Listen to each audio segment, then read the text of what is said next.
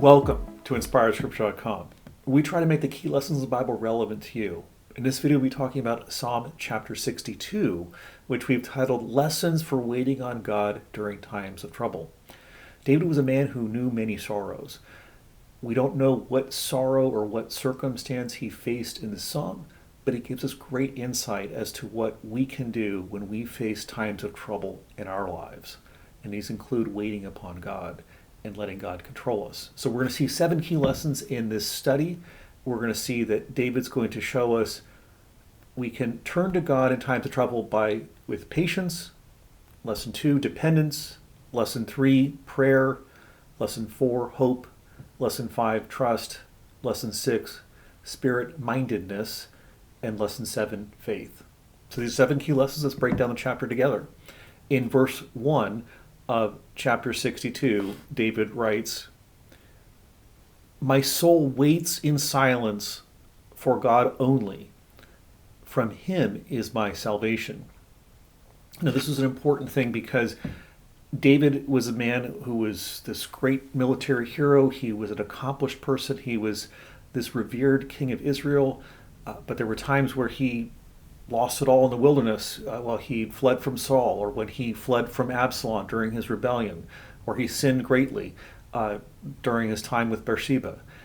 There were times when, through other people's actions or through his own choices, he stumbled and had to wait upon God and God's timing for God to offer what God had promised to him. David could not, on his own actions, restore things. He had to be patient for God to act in his timing. And there are other psalms that David writes that tie in beautifully with this. So in Psalm 25:3, David writes, "Indeed, none of those who wait for you will be ashamed. Those who deal treacherously without cause will be ashamed." Meaning that David, at a different point in time, knew that his enemies would be ashamed. He just had to wait for God to act in his timing. In another place in Psalm 27:14, David writes, "Wait for the Lord, be strong and let your heart take courage. Yes, wait for the Lord." Waiting can be hard for us sometimes. Some of us have very short levels of patience. We want to remind ourselves there are great people in the Bible who had to wait decades for God's promises to be fulfilled. But the lesson for us is that if we are patient, God's will be done. The lesson, of course, is to trust him in his timing, to know that he has a perfect plan for us. It is not for us to act upon our own will and take things into our own hands. Lesson 2, dependence. In verse 2 of chapter 62, David writes, "For he is my rock and my salvation, my stronghold, I shall not be greatly shaken." 3 different times in 3 different ways, David has described God as this great immovable force upon which he can depend to get through his trials. But the lesson here is to depend upon the Lord, not upon ourselves. We are offered that God is our refuge. He is a shield to those who take refuge in him. The message for us is to let God protect us by taking refuge in him and depending upon him, not upon yourself. Lesson 3, prayer. In verses 3 and 4, David writes, "How long will you assail a man, that you may murder him, all of you? Like a leaning wall, like a tottering fence, they have counseled only to thrust him down from his high position. They delight in falsehood. They bless with their mouth, but inwardly they curse." Selah. Now, this could again be either when David was a refugee fleeing from Saul, or it could be when he was a refugee fleeing from Absalom and the people who were trying to kill David. In either case, David was being afflicted. There were people that were speaking falsehoods against him that were trying to kill David. David couldn't do anything. All he could do was pray and ask God to intervene. That is something that we're also called upon to do. We're to pour out our hearts, to be authentic in our faith, have a childlike faith, pray for God for his deliverance when we are under attack. Lesson 4, hope. In verse 5, David writes, "My soul wait in silence for God alone, for my hope is in him."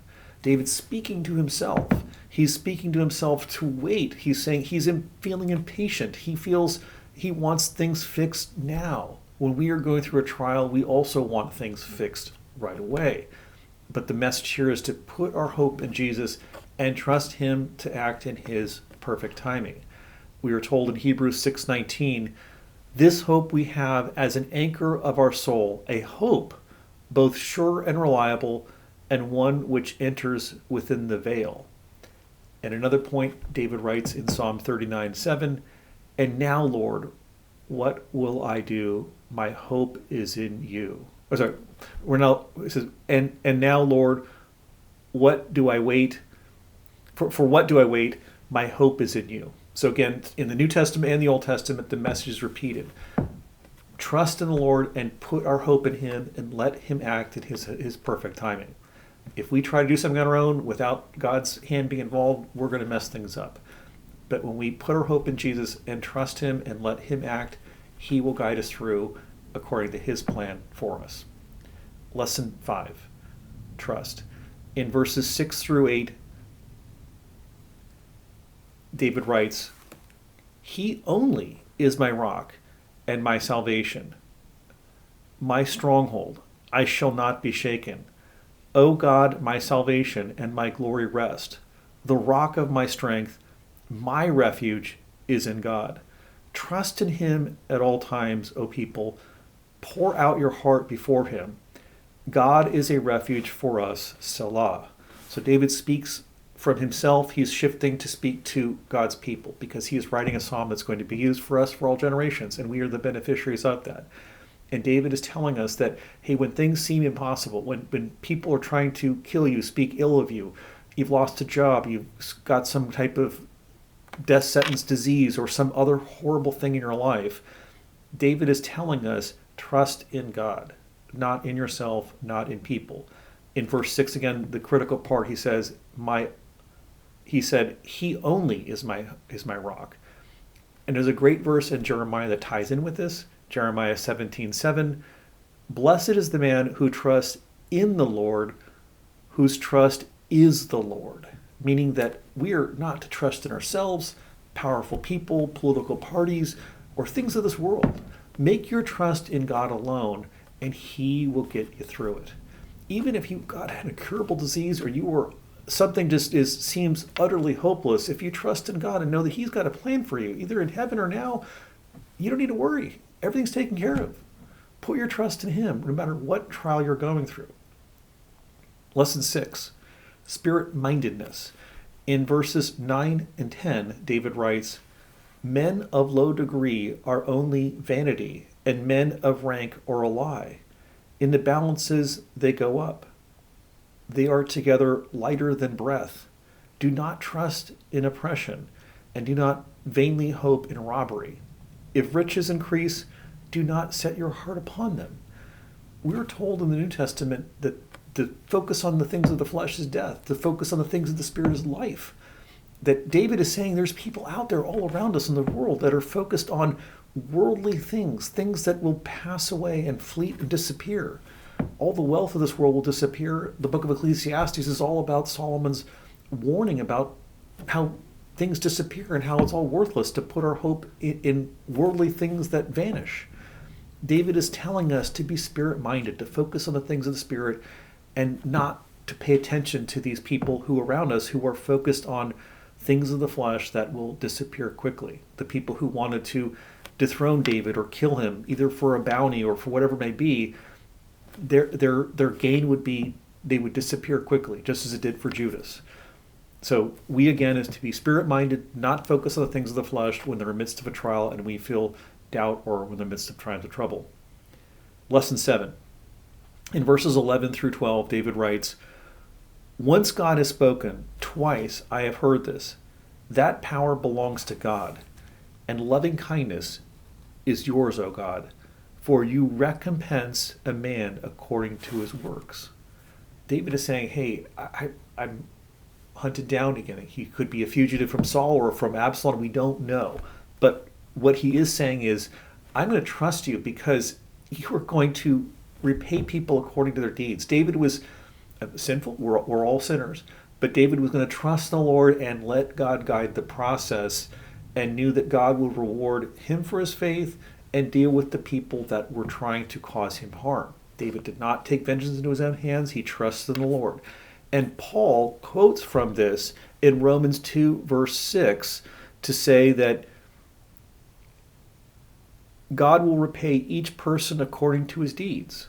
So we want to be repaid with great deeds, things of faith, things of acts of obedience, love, and kindness, not the things of the flesh.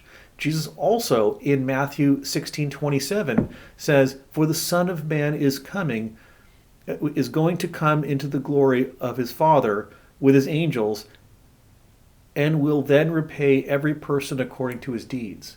The question for us is, do we want to be repaid according to our deeds for things of the flesh or things we've done to hurt people? Or do we want to be repaid according to our love, grace, and mercy and acts of kindness that we've shown to people around us? It's a great warning to us all.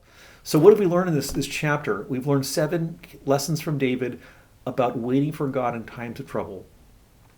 When we are in trouble, when we are feeling trials and tribulations, we can have patience, number 1. Number 2, depend upon God. Number 3, prayer. Number 4, hope. Number 5, trust. Number 6, spirit-mindedness. And finally, lesson 7, faith. These are the 7 key lessons. If you'd like to learn more, please check out our website at inspiredscripture.com, and please like and subscribe. Thank you.